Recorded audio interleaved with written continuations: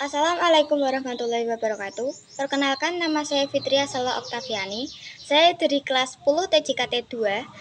Saya di sini akan menjelaskan materi tentang masuknya agama Islam ke Indonesia. Ada beberapa teori tentang masuknya agama Islam ke Indonesia. Teori pertama yaitu teori Gujarat oleh Profesor Dr. Sisnuk Hurgert. Teori ini tentang Islam masuk ke Indonesia dari Gujarat. Snook Hurgert berkeyakinan bahwa tidak mungkin Islam masuk ke Indonesia langsung berasal dari Arabia, tanpa melalui ajaran tasawuf yang berkembang di Gujarat, India. Penerima ajaran agama Islam yakni pada abad ke-13 Masehi. Tidak ada penjelasan mengenai mazhab apa yang berkembang di Samudra Pasai.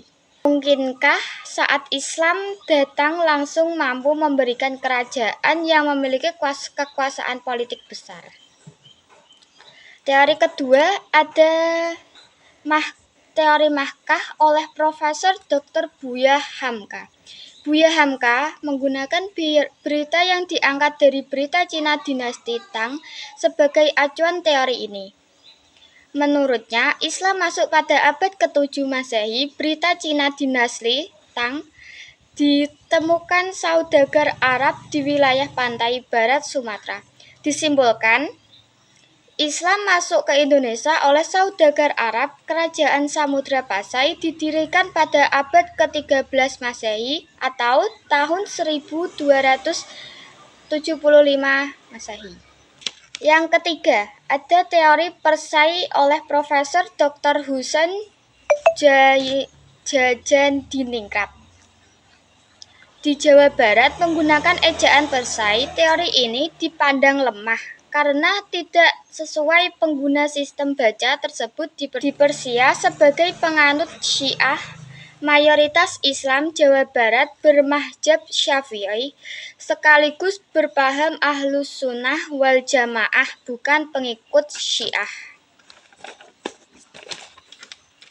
Yang keempat, ada teori Cina oleh Profesor Dr. Slamet Muljana. Sultan Demak merupakan keturunan Cina. Wali Songo juga merupakan keturunan Cina. Menurut kebudayaan Cina, penulis sejarah yang terkait dengan penulisan nama tempat dan nama orang yang bukan dari negeri Cina juga ditulis menurut bahasa Cina. Yang kelima ada teori maritim oleh N.A. Baloch. Menurut N.A. Baloch, umat Islam memiliki kemampuan dalam penguasaan perniagaan melalui jalur maritim. Pada abad ke-1 Hijriah atau abad ke-7 Masehi, agama Islam dikenalkan di sepanjang jalur niaga di pantai dan tempat persinggahan. Proses pengenalan Islam berlangsung kurang waktu abad ke-1 sampai abad ke-5 Hijriah atau 7 sampai 112 Masehi. Fase tersebut adalah pengembangan agama Islam terjadi mulai abad ke-6 Hijriah sampai ke pelosok Indonesia. Saudagar pribumi berperan penting dalam proses pengembangan agama Islam di Aceh pada abad ke-9 Masehi dan diikuti tumbuh dan berkembangnya kerajaan Islam. Yang kedua ada perkembangan kesultanan di Indonesia. Kesultanan Samudra Pasai di Sumatera Utara pada abad ke-3 Masehi, Kesultanan Leran di Gresik, Jawa Timur pada abad ke-11 Masehi. Perkembangan Islam di Indonesia semakin meluas seiring dengan banyaknya raja-raja Hindu yang memeluk Islam. Dengan demikian, terbentuklah Kesultanan Islam di berbagai wilayah Indonesia. Istilah kerajaan berubah menjadi kesultanan dan istilah raja berubah menjadi sultan. Salah satu motif para raja memeluk Islam adalah untuk mempertahankan kekuasaannya, karena mayoritas rakyatnya sudah memeluk Islam terlebih dahulu. Rakyat berbondong-bondong masuk Islam karena syarat masuk Islam sangat mudah. Lebih dari itu, Islam tidak mengenal jenis kasta. Islam dianggap sebagai agama pembebas dari rakyat jelata. Yang ketiga, ada tokoh penyebaran ajaran agama Islam di Indonesia. Pertama, ada Sultan Malik al-Saleh. Meurau Silau atau Sultan Malik al-Saleh merupakan pendiri dan raja pertama Samudra Pasai atau berdiri pada tahun 1267 Masehi. Memeluk Islam berkat pertemuannya dengan Syekh Ismail dari Mekah. Yang kedua ada Sultan Ahmad. Beliau adalah Samudra Pasai yang ketiga, bergelar Sultan Malik al-Tahir kedua.